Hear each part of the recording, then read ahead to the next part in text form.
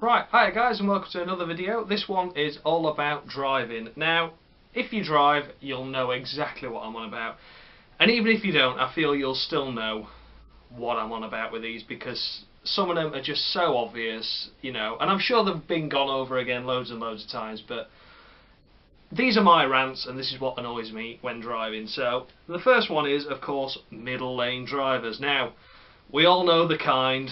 There's someone in the middle lane that quite legitimately overtakes a lorry, and you think, oh, brilliant. Now, it's going to move out the way and allow me through.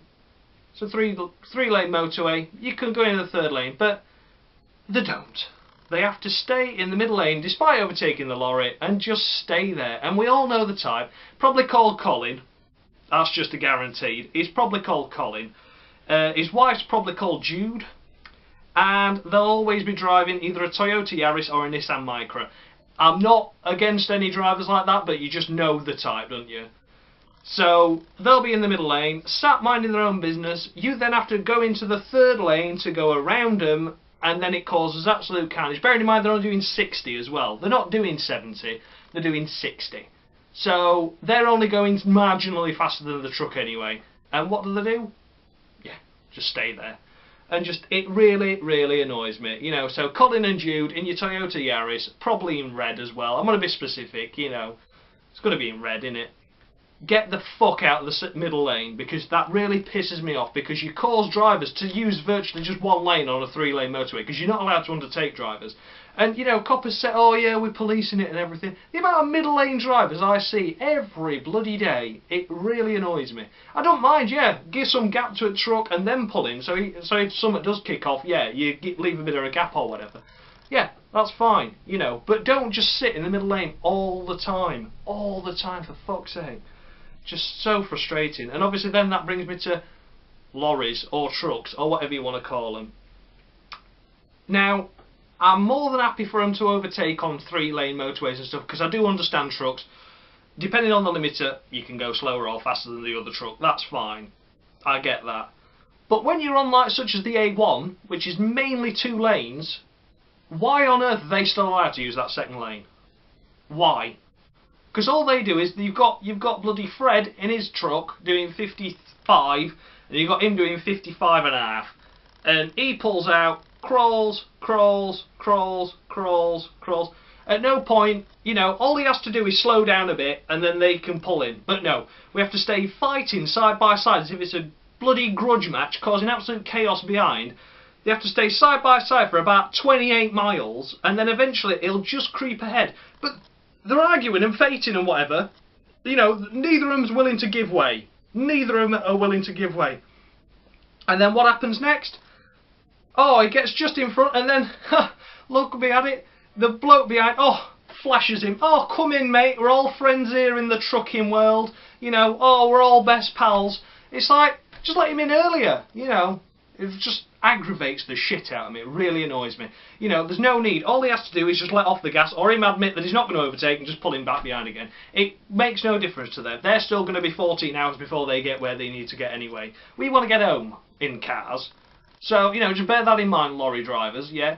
Next time you get one alongside you, just let him through, or just realise that you're not going to do it and back off. It's as simple as that, you know. Simple as that. Leave it at that, yeah? And then, obviously then, you have the issue of not indicating at roundabouts. Or, even if you're indicating or you're in the wrong lane, just anything to do with roundabouts just annoys me. It's a good system and it works really well if everyone else is driving properly. But if you get a dick that's in the correct lane for where they need to be, but doesn't indicate to show they're turning off, and you stop, the bloke's behind you is looking at you like a dick. It's not my fault. I can't go if he's not indicated. It's not my problem. You know, and then obviously then you get the incident of some dick in the wrong lane, but then just be belligerent about it. Don't put his hand up, don't apologise, just, no, I know where I'm going. I'm not just going to drive over here now. Just winds me up so much. So much. It's just aggravating, really is. But yeah, that's another one. And then obviously you've got your drive time radio. Oh, let's put it this way, it annoys me that much that I just stick CDs on in my car and just let them go around, because I hate drive time telly. drive time radio, I should say, because you just get it all the time, and then, like, especially on like I don't know, BBC Two, something like Radio 2, whatever. You'll get like Simon Mayo doing the drive time or whatever, and he'll put something on from like 2007, and he'll be going, "Oh, absolute throwback classic there for the drive time Monday." It's not classic. That is not classic. 2007 is not classic. At what? But you know, it just aggravates me that they have to associate everything now as a classic because it weren't last week. I'm sorry, just because Justin Bieber weren't invented before that time doesn't mean it's a classic. So frustrating. And you'll get it like where they chop half the song off. They chop half the song off. Just, so frustrating. You get to like the ending of a song. The ending of the song's usually the best bit. You know, it builds up, and then next minute it's just go, and then they'll talk over it. Yep, so that was Keane there with Somewhere Only We Know. You're like, yes, it's not fucking finished yet. It's not finished. I don't know where he's been. Somewhere Only We Know. He might tell me where that place is. I don't know where it is. Apparently I know, but I don't know. And I'm never going to know now because you've talked over end of it. You know, just get real, will you? For Christ's sake. God, so frustrating. Really annoys me. But, you know, I mean, it's like I drive the world's shittest car. I mean, I may as well tell you what it is. It's a Chevrolet Matiz. So, you know, I'll put a video up where I can show you around and give you a guided tour. If you don't know what one of them is, look it up. Chevrolet Matiz. It's not the Bumblebee car. It's never even seen a Bumblebee. But yeah, so just look it up. But I drive that piece of shit, and it's like I always drive, I think, sensibly. So I'm in a 50 mile an hour zone. I'll do 50. My car can't do much more anyway. But then I'm in a 60 zone. I'll do 60. But why do you get days then where all of a sudden that everyone, you get one morning where you're driving to work and everyone overtakes you because you're doing the speed limit? I'm doing 50. And then on the way home from work, you're still doing 50 on the same stretch of road on the way home, but everyone wants to do 40 and you're stuck behind them. It's like, I've not changed my driving style, but why has everyone else changed theirs?